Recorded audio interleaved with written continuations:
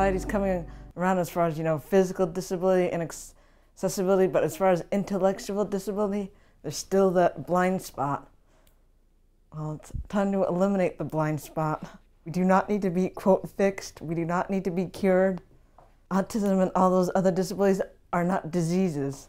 Nicole's autism went undiagnosed until her early 20s. She faced ridicule, isolation, and limited opportunities. I had to overcome many obstacles.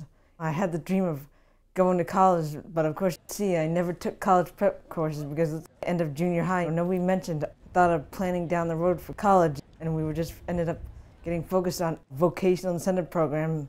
It ended up being easier. Well, there were people that said, oh, I'm afraid Nicole's spirit will be harmed by setting expectations beyond her ability. There were people, teachers that said that stuff. It's like fear, it's like, and at times, you know, basically ended up talking me out of taking risk.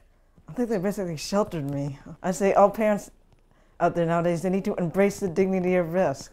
We need high expectations just like everyone else. We need to be held to the same standard. Today, that dream is a reality. As part of the Succeed program, Nicole attends the University of Vermont. Since 2008, this partnership between the university and the Howard Center offers a college experience to those with developmental disabilities.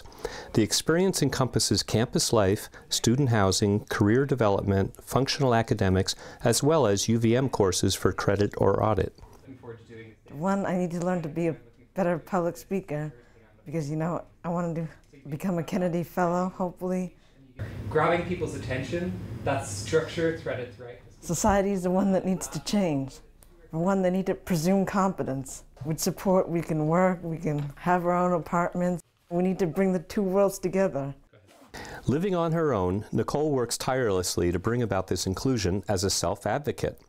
The self-advocacy movement, started in the late 1960s, was designed to give a voice to those with a disability and is considered one of the last civil rights movements.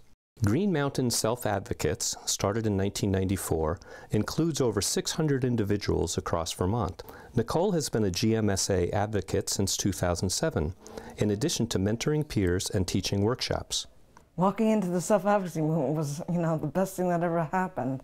It impacts all different parts of people's lives. It helps their self-esteem, being able to take more control over making decisions about their lives. It reduces social isolation. It enables people to advocate for other additional resources that they need. One of the most important pieces is that people are getting support from their peers. Who better than other people with intellectual and developmental disabilities is able to communicate what it's like being a Vermonter with a disability. Each spring, Green Mountain Self-Advocates sponsors Voices and Choices in Burlington, Vermont. This two-day conference provides information and support for those with a disability and their families. Educating people with disabilities about the real world, giving them a peer perspective, not sugar-coated.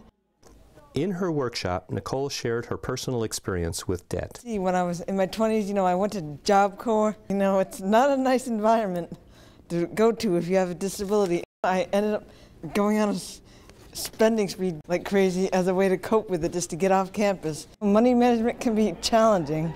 It's not always easy. You save a little, you spend on... Not only are there more challenges and fewer opportunities for those with a disability, but historically, these individuals are 4 to 10 times more likely to suffer abuse. Nicole educates state legislators about these and other issues. Domestic and sexual violence grant, which we developed a guide on recognizing and responding to abuse, and an accessibility guide for making meetings cognitively accessible. Recognizing her extensive skills at being able to research, analyze the information that's out there about different legislative issues that affect people with intellectual disabilities, and then being able to just have a positive relationship with legislators. The other key role that Nicole plays is being able to take the very complicated information that happens here at the State House and translate that information to not only myself, because I really rely on her to be able to keep me updated as to what's going on, but also be able to teach her peers. kind of break down the information so that people understand how the decisions that are made here at the State House affect their lives on a day-to-day basis. This year, one of GMSA's main objectives was to get the Respectful Language Bill passed by the Vermont legislature. People use disrespectful and derogatory language. In particular, there's the word mental retardation, the R word is what we call it, that's used to harass and to describe people with intellectual disabilities. Oh, it's not as much offensive unless they're, saying it directly at the person. My brother will, say the R word at the computer. And it's like, hello, it's like, it's just as offensive, even if you're not directly saying it to the person's face. It makes me want to run and hide, curl up into a ball. Instead, Nicole was persistent in getting the Respectful Language Bill introduced.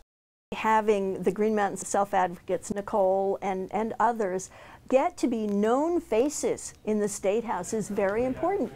Hey, Nicole, how are you? Good.